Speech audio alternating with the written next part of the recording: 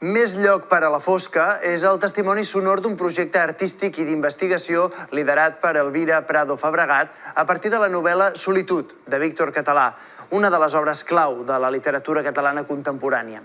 Ara s'acaba d'editar una de les peces del projecte, un disc que podria ser, entre moltes altres coses, la banda sonora de la novel·la. Elvira Prado Fabregat va quedar sacsejada per Solitud, la novel·la canònica de Víctor Català, i es va proposar construir un univers sonor per a l'obra.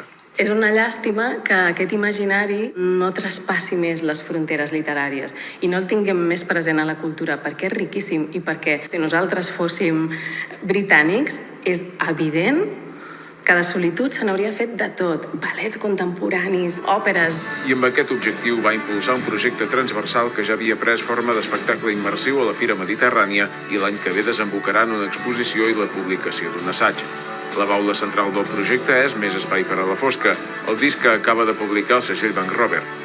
Un diàleg entre música electrònica i instruments medievals amb direcció musical de Carles Viarnès que remet a l'esperit i els contrastos de la novel·la a partir d'alguns fragments claus del text. Els termes i les proporcions es confonien i tot prenia aparences màgiques, com en els contes del pastor.